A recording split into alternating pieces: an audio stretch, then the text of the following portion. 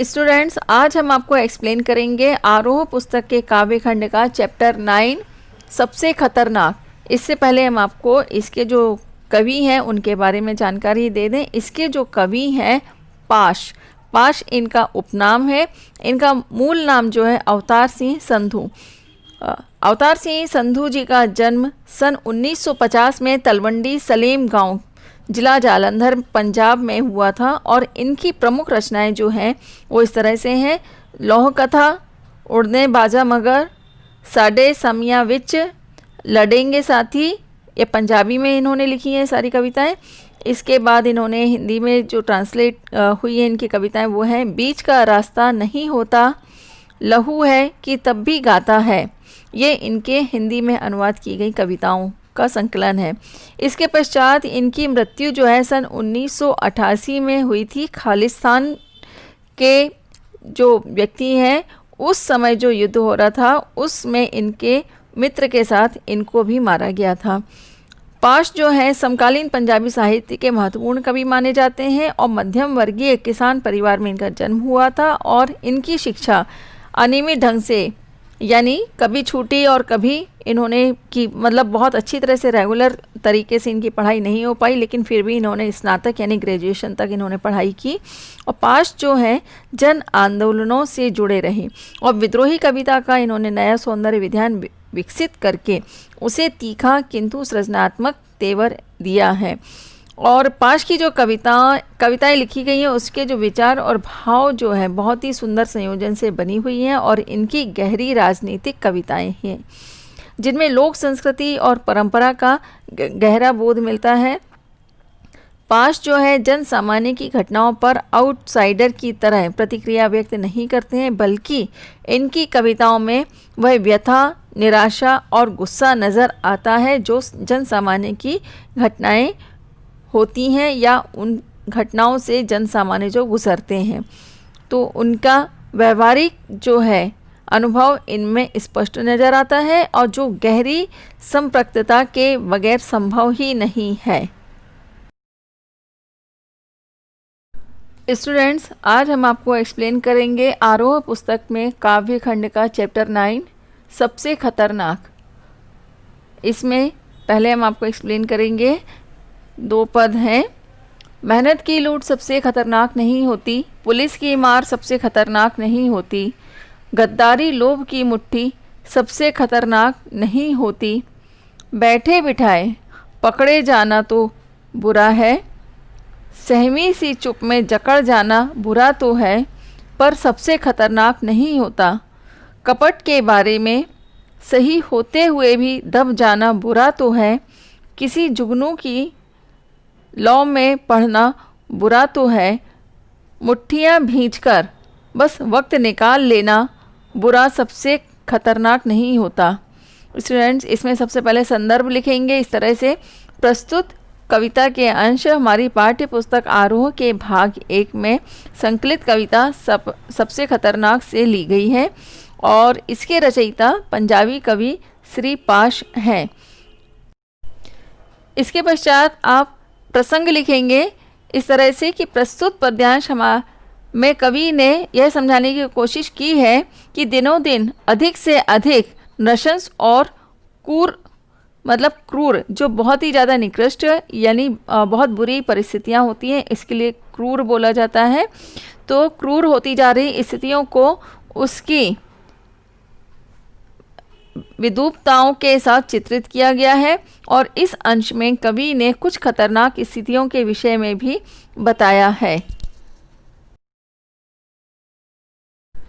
इसके पश्चात व्याख्या इस तरह से लिखेंगे: प्रस्तुत पद्यांश के माध्यम से कवि ने यह कहने का प्रयास किया है कि जो मानव को दुख तो देती हैं जो परिस्थितियां, परंतु वे सबसे खतरनाक नहीं होती हैं। और वे बताते हैं कि किसी की मेहनत की कमाई को लूटने की स्थिति सबसे खतरनाक नहीं है, क्योंकि उसे फिर से पाया जा सकता है।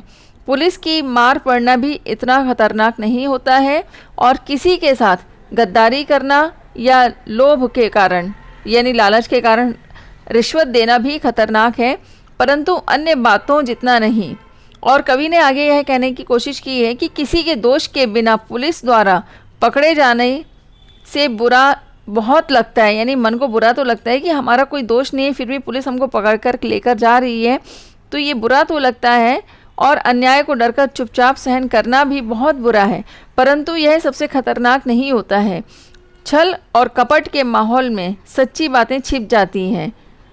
माहौल ही ऐसा चलता है आजकल दुनिया में। आजकल क्या, ये पुराने समय से भी चला आ रहा है। इस तरह की परिस्थितियाँ होती है कि मनुष्य के मन में छल कपट होता है और इसके कारण लोगों पर आरोप प्रत्यारोप लगाए जाते हैं, लेकिन जो सच्चा व्यक्ति होता है उसकी बातें दबकर रह जाती हैं, उसकी कोई नहीं सुनता है। इसके लिए यहाँ पर कवि ने कहने की कोशिश की है। और आगे कहते हैं कवि कि कोई जुगनू की लौ में पढ़ लेता है, यानी गरीबी में अगर किसी के पास बिजली नहीं है तो वह जुगनू की जो लौ, इसमें अतिशयोक्ति अलंकार का इस्तेमाल किया गया है, तो उस जुगनू की लौ में भी पढ़ लेता है, यानी बिना साधन के भी गुजारा कर लेता है। क्योंकि जो व्यक्ति गरीब होते हैं उनके पास जो साधनों की कमी होती है, बहुत सारे संसाधन नहीं होते हैं, लेकिन वो अपने जीवन को अच्छी तरह से यापन कर लेते हैं, अच्छी तरह से अपने जीवन का गुजारा कर लेते हैं। और आगे कहते हैं कवि कि विवशता के कारण, बहुत मजबूरी के कारण अन्याय को सहन कर लेना भी एक गुनाह होता है, और इसको सहन करके कुछ लोग फिर भी समय गुजार देते हैं। तो ये सारी बातें बहुत बुरी तो हैं, परंतु सबसे खतरनाक नहीं है। कई बातें ऐसी हैं जो बहुत खतरनाक हैं और उनके परिणाम बहुत दूरगामी होते हैं। कवि ने आगे इसमें कविता में और भी समझाने की कोशिश की है कि ये सारी जो बातें हैं कि लूट जो होती है या गद्दारी होती है या किसी के द्वारा अन्याय करने के बाद भी सच्चा व्यक्ति दोषी बनकर सज़ा को काट लेता है, ये सारी बातें बुरी तो होती हैं, लेकिन इन सारी बातों से बढ़कर भी बहुत कुछ ऐसी बातें हैं जिनके परिणाम बहुत समय के पश्चात मिलते हैं, तो वो ज़्यादा खतरनाक होते हैं। इसके पश्चात काव्य सौंदर्य लिखेंगे, साइड हेडिंग लिखेंगे काव्य सौंदर्य या फिर विशेष। इसमें इस तरह से लिखेंगे, पहला, सबसे खतरनाक नहीं होती तथा बुरा तो है कि आवृत्ति से परिस्थितियों की बहुत ही भयानक स्थिति का पता चलता है, यानी भयावहता का पता चलता है। सेकंड, सहमी सी चुप में उपमा अलंकार है। फिर बैठे बिठाए में अनुप्रास अलंकार है।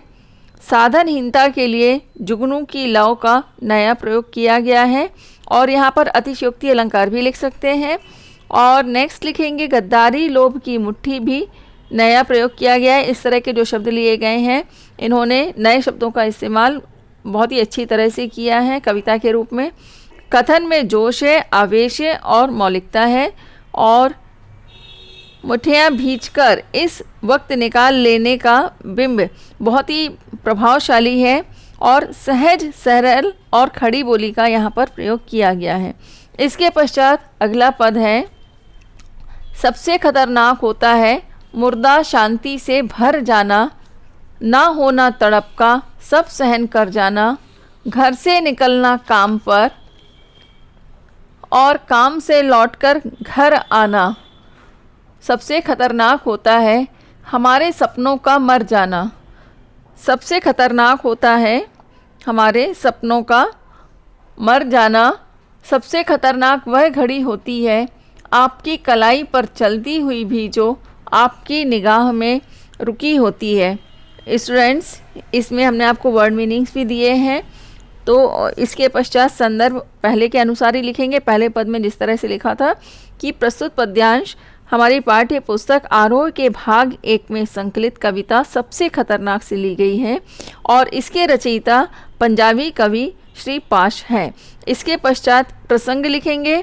प्रसंग में इस तरह से लिखेंगे कि प्रस्तुत पद्यांश के माध्यम से कवि ने यह कहने का प्रयास किया है कि दिनों दिन अधिक से अधिक जो नृशंस और क्रूर होती जा रही परिस्थितियां हैं, उसकी जो बुराइयां हैं और उसका जो परिणाम सामने निकल कर के आता है, उसका बहुत ही खूबसूरती से चित्रण प्रस्तुत किया गया है। इसके पश्चात व्याख्या इस तरह से लिखेंगे कि प्रस्तुत पद्यांश के माध्यम से कवि ने यह कहने का प्रयास किया है कि सबसे खतरनाक स्थिति वह होती है जब व्यक्ति जीवन के उल्लास और उमंग से मुंह मोड़कर निराशा और अवसाद से घिरकर सन्नाटे में जीने का अभ्यस्त हो जाता है। एक तरह से स्थिति इस तरह को बोल सकते हैं, डिप्रेशन में जब इंसान चला जाता है तो उसका जो जीवन होता है बहुत निराशा से घिर जाता है। जब व्यक्ति चारों तरफ से परेशान हो जाता है और बहुत सारी परेशानियां उसके जीवन में एक के बाद एक घेरने लगती हैं, जैसा पहले के पद में हमने आपको समझाया है, तो कई बार मनुष्य जो है ऐसे में डिप्रेशन में चला जाता है, उसे अवसाद भी बोलते हैं। तो उसके अंदर कभी ना समाप्त होने वाली शांति छा जाती है और वह मूक दर्शक बनकर सब कुछ चुपचाप सहन करता जाता है। ढर्रे पर आधारित जीवन जीने लगता है। ढर्रे पर आधारित जीवन यहाँ पर इसलिए बोला गया है कि जो चल रहा है, जैसा चल रहा है जीवन, उसमें ही वह अपने जीवन को वो चलाते जाता है। उसकी अपनी सारी इच्छाएं समाप्त हो जाती हैं, आकांक्षाएं समाप्त हो जाती हैं। बस एक तरह से जीवित लाश की तरह उसको बोला जा सकता है, जैसा कि कवि ने आगे इसमें व्यक्त भी किया है। तो ढर्रे पर आधारित जीवन जीने लगता है, इसमें इसका मतलब यहाँ पर यही है। और वह घर से काम पर चला जाता है और काम समाप्त करके घर लौट आता है। उसके जीवन का मशीनीकरण हो जाता है, एक मशीन की तरह वह काम करता है कि उसे बस इतना काम करना है और ये काम करके वापस घर आना है, बस इस तरह का वो जीवन जीता है। अतिरिक्त कुछ भी उसकी इच्छाएं नहीं होती हैं। तो इसलिए उसको जीवन को मशीनीकरण यहाँ पर कहा गया है और उसके सभी सपने मर जाते हैं, यानी उसकी सारी आकांक्षाएं और इच्छाएं, जैसा हमने आपको बताया, सारे समाप्त हो जाते हैं और जीवन में कोई भी नयापन नहीं रह जाता है और उसकी सारी इच्छाएं समाप्त हो जाती हैं। ये परिस्थितियाँ सबसे ज़्यादा खतरनाक होती हैं और कवि इसीलिए आगे कहते हैं कि सबसे खतरनाक दृष्टि वह होती है जब उसकी कलाई पर बंधी हुई घड़ी को सामने चलता देख करके वह सोचे कि जीवन स्थिर है। और दूसरे शब्दों में अगर इसको समझाने की कोशिश की गई है तो इस तरह से भी कह सकते हैं कि मनुष्य जो है रोज के जो हो रहे परिवर्तनों के अनुसार स्वयं को नहीं बदलता और ना ही स्वयं को बदलना चाहता है। एक तरह से जैसा जीवन चल रहा है बस उस जीवन को वह चलाते जाता है। तो ये सबसे ज़्यादा खतरनाक स्थितियाँ होती हैं। और स्टूडेंट्स, ये बहुत ही अच्छी कविता लिखी गई है, इसको बहुत ही ध्यानपूर्वक आप समझेंगे तो आपको समझ में आएगा कि मनुष्य का जो जीवन है इसी तरह का हो जाता है।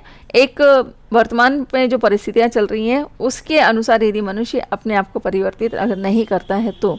और इसमें काव्य सौंदर्य लिखेंगे इस तरह से। पहला, कवि जीवन में आशा और समय के अनुसार परिवर्तन की मांग करते हैं। और सेकंड लिखेंगे घड़ी, इस शब्द में श्लेष अलंकार है। फिर इसके पश्चात लिखेंगे सपनों का मर जाना में लाक्षणिकता है। फिर नेक्स्ट है मुर्दा शांति से जो है इसका भाव स्पष्ट होता है। और इसके पश्चात लिखेंगे भाषा जो है व्यंजना प्रधान है। फिर नेक्स्ट लिखेंगे खड़ी बोली का उपयोग किया गया है। फिर नेक्स्ट लिखेंगे अनुप्रास अलंकार की शोभा दर्शनीय है।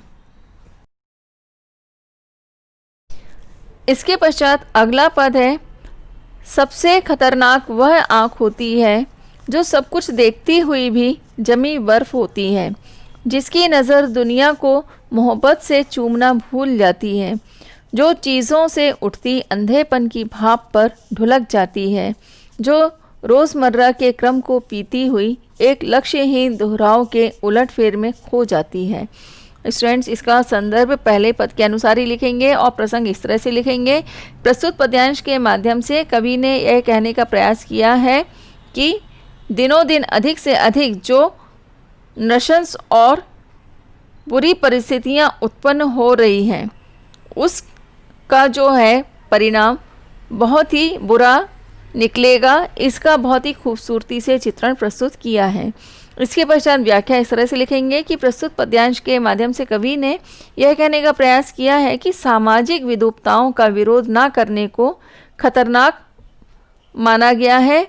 और वे कवि कहते हैं कि आँख जो है वह आँख स्पेशली विशेष रूप से वह आँख बहुत खतरनाक होती है जो अपने सामने हो रहे अन्याय को संवेदन शून्य होकर वैसे ही देखती रहती है जैसे वह जमी हुई बर्फ को देख रहा हो, और जिसकी नज़र इस संसार को प्यार से चूमना भूल जाती है। यानी इस संसार की जो खूबसूरती है, इस संसार की जो कोमलता और सुंदरता है उसको वह देखना ही भूल जाती है। यानी जिस नज़र से वह प्रेम और सौंदर्य की भावना उत्पन्न होती है, वह भावना ही उसकी अगर समाप्त हो जाती है और हर वस्तु को घृणा से यानी नफ़रत की नज़र से वह देखता है, वह नज़र सबसे ज़्यादा खतरनाक हो जाती है।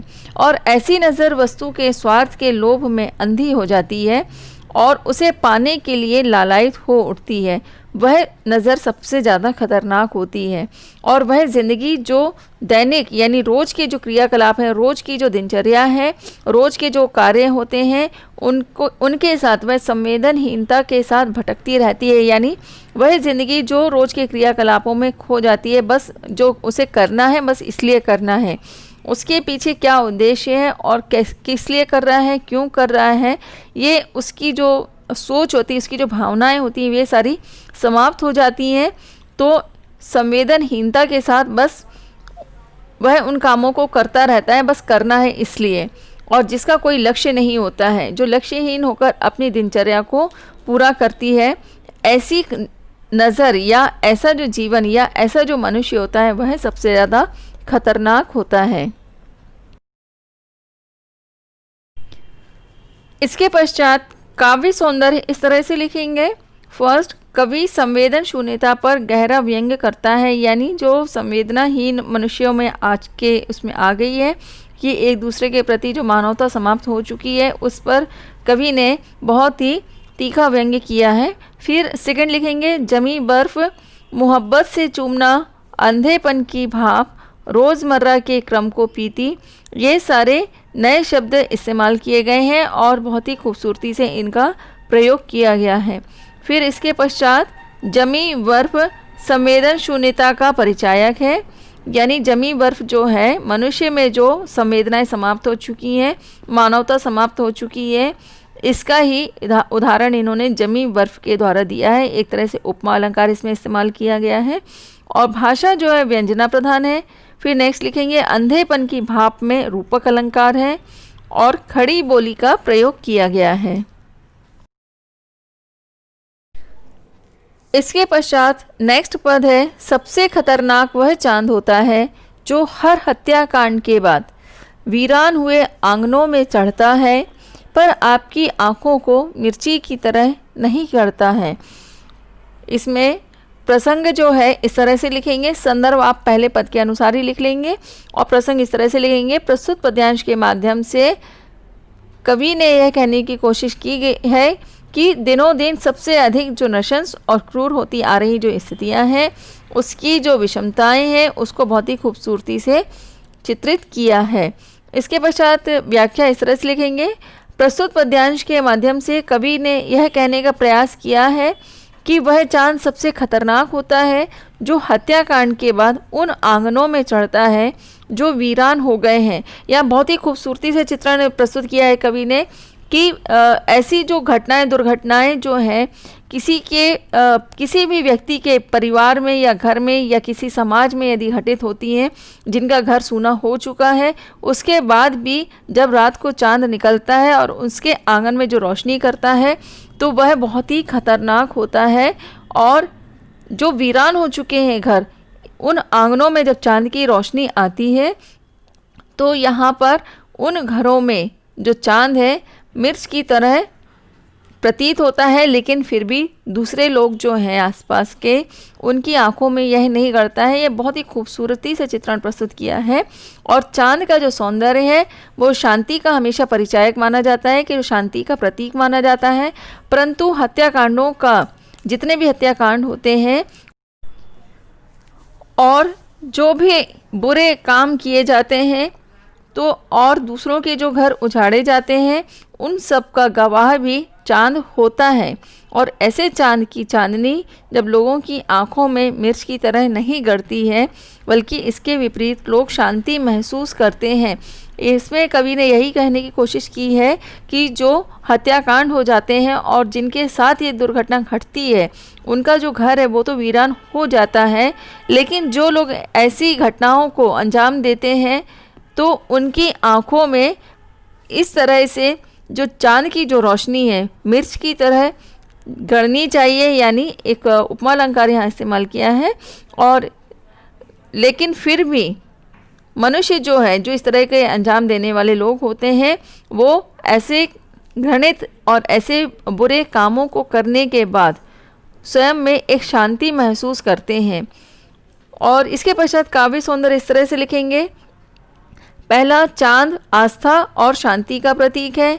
फिर दूसरा लिखेंगे, मिर्च की तरह गढ़ना। इस शब्द का जो इस्तेमाल है बहुत ही सशक्त रूप से किया गया है। फिर नेक्स्ट लिखेंगे, अनुप्रास अलंकार की शोभा बहुत ही अच्छी तरह से बिखेरी गई है।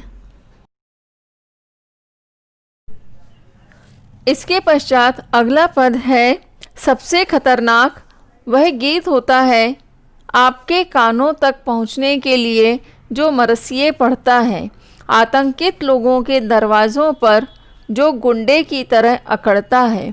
सबसे खतरनाक वह रात होती है जो जिंदा रूह के आसमानों पर ढलती है, जिसमें सिर्फ उल्लू बोलते और हुआ करते गीदड़ हमेशा के अंधेरे बंद दरवाज़ों चौगाठों पर चिपक जाते हैं।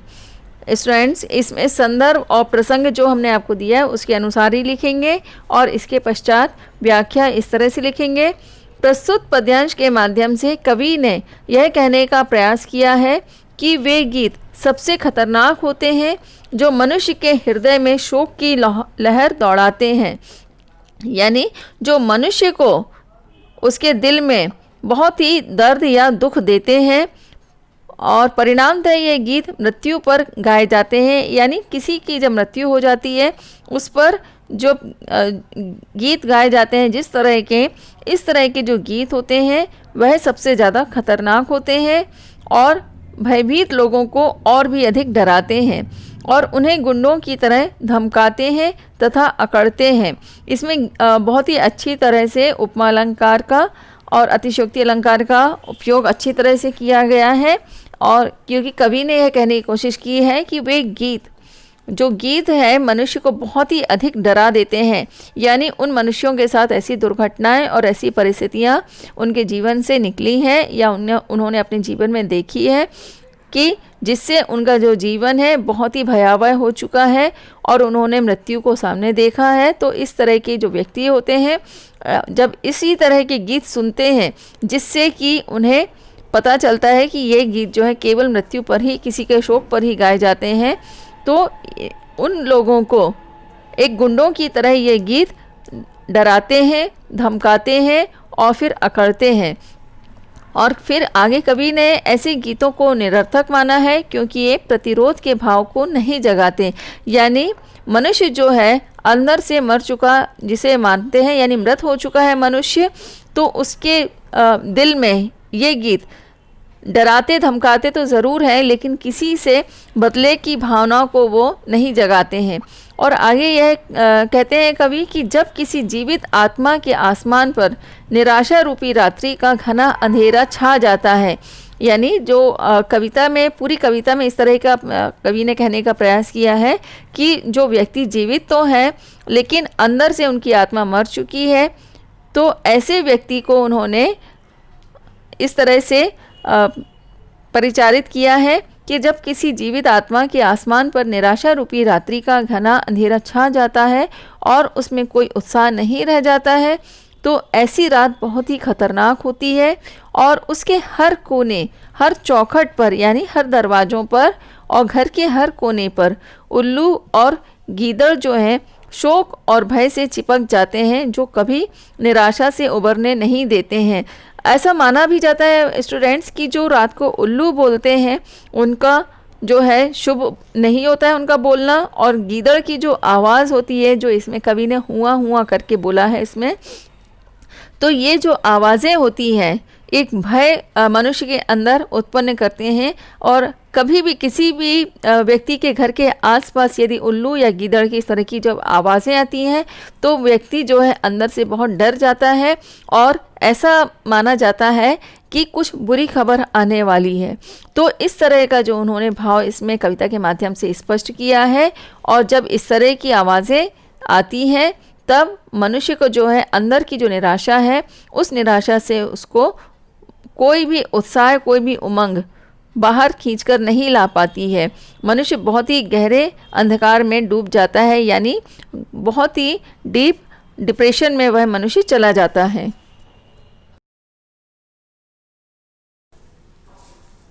इसके पश्चात नेक्स्ट पद है, सबसे खतरनाक वह दिशा होती है जिसमें आत्मा का सूरज डूब जाए और उसकी मुर्दा धूप का कोई टुकड़ा आपके जिस्म के पूरब में चुभ जाए। मेहनत की लूट सबसे खतरनाक नहीं होती, पुलिस की मार सबसे खतरनाक नहीं होती, गद्दारी लोभ की मुट्ठी सबसे खतरनाक नहीं होती। स्टूडेंट्स, इसमें संदर्भ और प्रसंग जो हमने आपको पहले लिखवाया है उसके अनुसार ही आप लिखेंगे।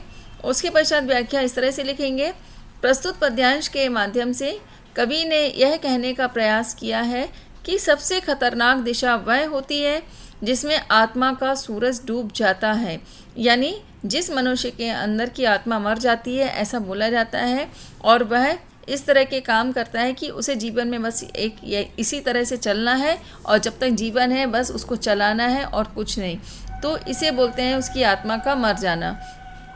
ऐसी स्थिति में व्यक्ति अपने अंदर की आवाज़ को नहीं सुनता।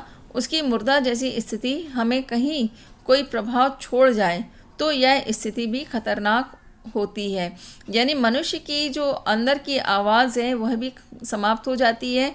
उसे कोई भी उत्साह, उमंग या उल्लास उसके जीवन में नहीं बचता है और उसकी स्थिति केवल एक मृत व्यक्ति के समान हो जाती है।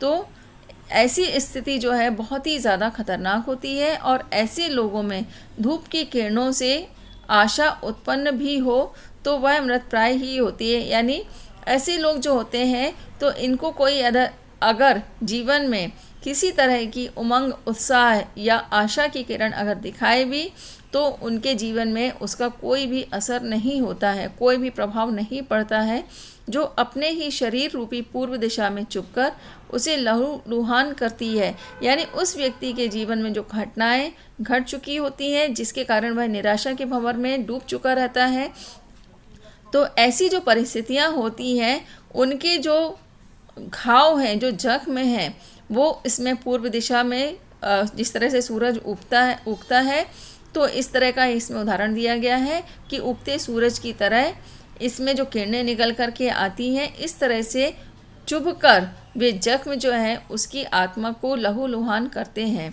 और कभी आगे ये कहने की कोशिश करते हैं कि अन्याय को सहना ही लोगों ने अपनी नियति को मान लिया है। यानी इसमें ऐसे व्यक्ति जो होते हैं जो इस तरह के जीवन जीते हैं, निराशा में डूब जाते हैं, ऐसे व्यक्तियों के साथ निश्चित रूप से अन्याय इतना हो चुका रहता है कि वो न्याय की आशा को छोड़ देते हैं और अपने जीवन को एक मृत लाश की तरह जीते हैं। और कभी आगे ऐसे कहते भी हैं कि किसी की मेहनत की कमाई अगर लुट जाए तो वह खतरनाक नहीं होती है। पुलिस की मार या गद्दारी, यानी कोई उनके साथ कोई बुरा व्यवहार कर दे या गद्दारी भी कर दे तो वह भी इतना खतरनाक नहीं होता है। खतरनाक तो वह स्थिति होती है जब व्यक्ति में संघर्ष करने की क्षमता ही समाप्त हो जाए।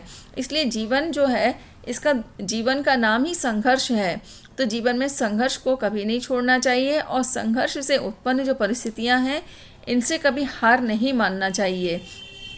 अन्यथा इस कविता में पूरी तरह से यही कवि ने कहने की कोशिश की है कि जो व्यक्ति इस जीवन के संघर्ष से हार जाता है वह निराशा में डूब जाता है और डिप्रेशन में चला जाता है। इसलिए सफलताएं और असफलताएं जीवन का एक हिस्सा होती है, तो असफलताओं से ना हारो और सफलता के लिए हमेशा प्रयास और संघर्ष करते रहो। यही इस कविता का सबसे मुख्य उद्देश्य है।